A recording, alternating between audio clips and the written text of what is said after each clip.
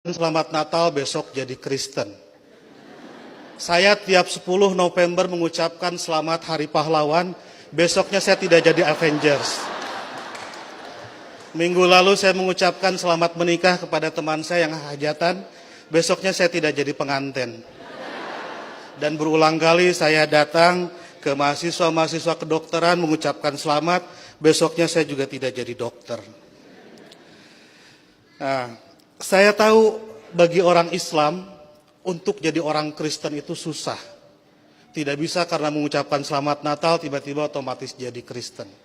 Orang Kristen mau jadi Islam juga susah.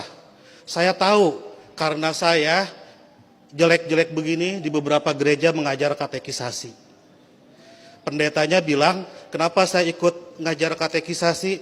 Karena untuk menjadi Kristen yang baik harus tahu tentang Islam yang baik. Karena selamanya kita akan bertetangga. Karena kedekatan saya dengan orang-orang Kristen seperti itu, banyak teman-teman dosen saya yang bilang, saya ini agen Kristen. Saya marah, saya bilang saya bukan agen, saya glosir. Karena agen itu produknya cuma sedikit. Nah, jadi kata Pak Pendeta, kenapa saya diundang katekisasi? Agar orang-orang Kristen tahu tentang Islam. Dan sebaliknya orang Islam juga seharusnya tahu tentang Kristen, karena ke depan kita akan terus-menerus bertetangga. Sebagai sesama tetangga, wajar dong kalau orang tetangga sedang bergembira, saya ikut bergembira. Itulah makna ucapan Selamat Natal. Saya turut bergembira terhadap saudara-saudara yang sedang bergembira di hari Natal ini. Masa nggak boleh?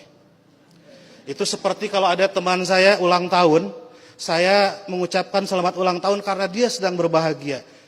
Dan apakah dia betul hari itu lahir, tanggal itu lahir, tahun itu lahir, saya nggak tahu karena saya tidak pernah ngecek akte kelahirannya. Kan tidak lucu, Bu. Kalau kita mau, ayo kita nyanyikan happy birthday, tapi tolong berkas-berkas aktenya lihat dulu. Itu keburu kehilangan mood. Jadi soal berbagi kebahagiaan itu tidak harus terlalu prosedural. Nah, lebih dari itu, saya menganggap orang-orang Kristen itu partner saya, mitra saya dalam melakukan kebaikan. Saya harus mendorong sebagai dai, sebagai pendakwah dalam Islam, saya harus mendorong orang Islam soleh, baik, taat dalam keislamannya. Dan saya juga harus mendorong orang-orang Kristen baik, soleh, taat dalam kekristenannya. Karena kalau masing-masing baik, tidak akan ada terjadi konflik. Jadi saya harus mendorong orang Kristen,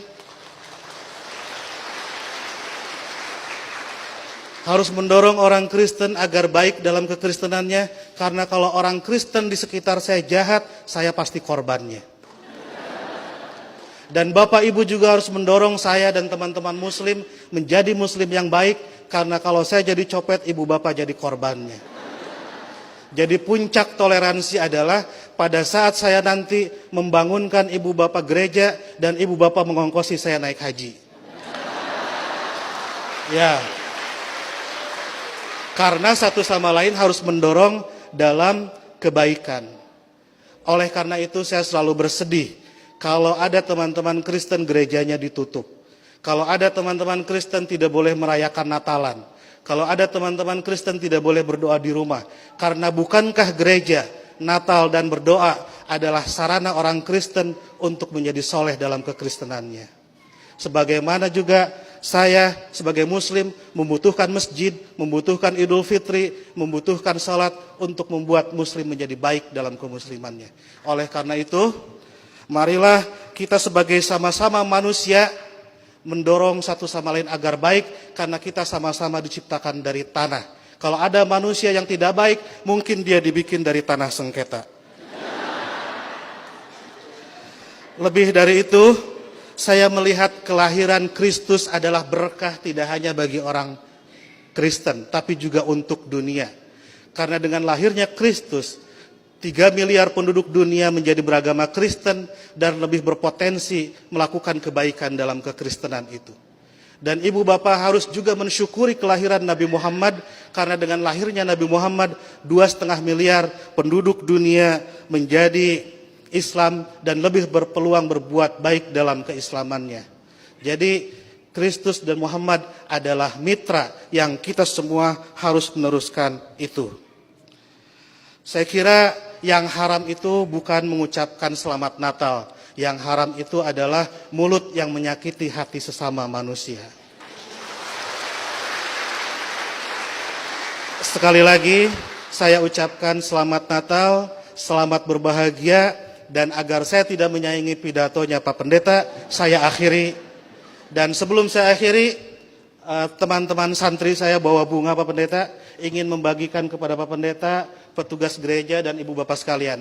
Tapi karena bunganya tidak banyak, yang dapat hanya sebagian, yang lain insya Allah dapat bunga bank untuk belanja Natal. Boleh bagi bunga saya? Oke.